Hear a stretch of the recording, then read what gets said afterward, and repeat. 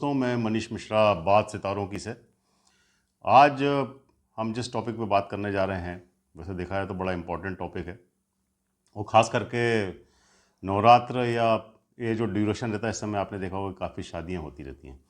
तो आज हम बात करेंगे कि शादी के अंदर कुंडली मिलाना ठीक है या नहीं है। आज के इसके ऊपर कई लोग डिबेट करते हैं। कई लोग बोलते हैं कि भाई हम तो कुंडली नहीं मिलाते हैं, कुंडली मिलाने की कोई ज़रूरत नहीं है। तो डिबेटेबल इशू है।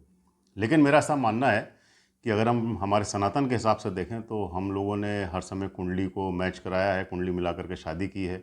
या हमारे पहले जितने भी जनरेशन्स थी वहाँ पे जब उन्होंने उस तरीके किया तो आपने देखा कि उस ड्यूरेशन में या उस टाइम में नंबर ऑफ अगर आप देखें डिवोर्स के केसेस काफ़ी कम हुआ करते थे। डिससेटिस्फाइड मैरिड लाइफ नहीं हुआ करती थी, किसी तरह कोई फ्रैक्शंस नहीं हुआ करते थे हस्बैंड वाइफ के अंदर।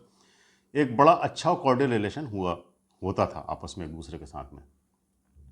आज के दौर में अगर हम देखें तो वो सारी चीज़ें कहीं ना कहीं मिसिंग हैं। उतने अच्छे कॉर्डियल रिलेशन नहीं है। आज हम भी जब किसी के साथ में जब हमारे पास में क्लाइंट्स आते हैं, डिस्कस करते हैं, तो उसमें बड़े सरप्राइज़ वाली बात है कि मैक्सिमम केसेस अगर हम देखते हैं तो वो इसी से रिलेटेड होते हैं कि सर हमारी मैरिज लाइफ जो है वो अच्छी नहीं चल रही है, एक डिससेटिस्फाइड मैरिड लाइफ है। कहीं ना कहीं हम दोनों के रिलेशन में जो है वो आपस में एक दूसरे साथ में नहीं बनती हैं, कहीं ना कहीं एक्स्ट्रा मैरिटल अफेयर्स भी हो जाते हैं। तो ये सारी चीज़ें निकल करके आती हैं। तो मेरा ऐसा मानना है कि जब हम शादी करते हैं तो कुंडली मिलान जरूर करना चाहिए। क्योंकि आदमी कोई भी हो, लेडीज़ हो या जेंट्स हो, अपनी लाइफ में शादी एक ही बार करता है। एक्सेप्शनल केस कुछ हैं तो छोड़ दीजिए, अदरवाइज मोस्ट ऑफ द है ना, अगर हम देखें कि 95-96% केस के अंदर अगर कोई भी शादी करता है तो वो लाइफ में एक ही बार करता है। तो जब आप इतना लंबा अपना शादी का अगर पीरियड है या उसको आप चलाना चाहते हैं तो मेरा ऐसा मानना है कि आपको मैच मेकिंग करने के बाद में ही शादी करना चाहिए। और अगर आप ऐसा करते हैं तो उससे आपकी पूरी लाइफ बहुत अच्छी चलती है। थोड़ी बहुत ऊपर नीचे देखिए, अब सबकी लाइफ के अंदर होता रहता है, लेकिन बाय एंड लार्ज अगर हम देखें तो सबकी लाइफ चलेगी, अच्छी चलेगी, स्मूथ चलेगी।